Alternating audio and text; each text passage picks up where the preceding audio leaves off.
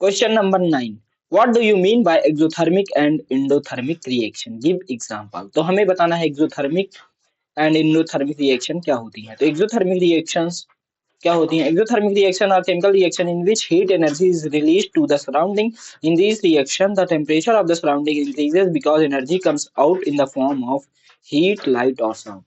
तो ये डिफिनेशन ये बता रही है कि ऐसी केमिकल रिएक्शन जिसमें कि कहते हैं एनर्जी रिलीज होती है हीट के फॉर्म में, उसे हम एक्सोथर्मिक रिएक्शन कहते हैं।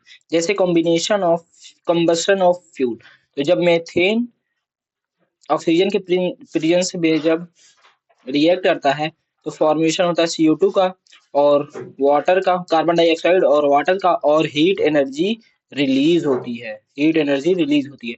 जैसे रिस्पायरेशन, जब हम रिस्पायरेशन करते हैं तो ग्लूकोज जो है ऑक्सीजन के प्रेजेंस में टूटता है, किस फॉर्म में? कार्बन डाइऑक्साइड और वाटर के फॉर्म में, और एनर्जी रिलीज होती है जिससे हमें एनर्जी मिलती है।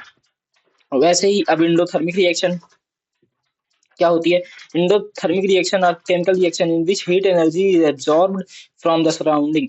एंडोथर्मिक ऐसी रिएक्शन होती है जब किसी कंपाउंड का फॉर्मेशन होता है तो हमें एनर्जी देनी पड़ती है। जिसमें एनर्जी देनी पड़ती है वो रिएक्शन एंडोथर्मिक रिएक्शन होती हैं। In this reaction, the surrounding becomes cooler because energy is taken in to carry out the reaction.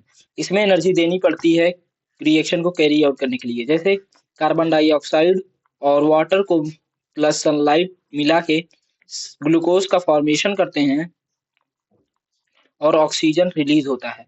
तो फोटोसिंथेसिस एक ऐसी रिएक्शन है जो एंडोथर्मिक रिएक्शन है। ऐसे ही thermal decomposition reaction of carbon calcium carbonate, calcium carbonate जब टूटता है तो कैल्शियम ऑक्साइड बनाता है और कार्बन डाइऑक्साइड, इसमें जो है हीट एनर्जी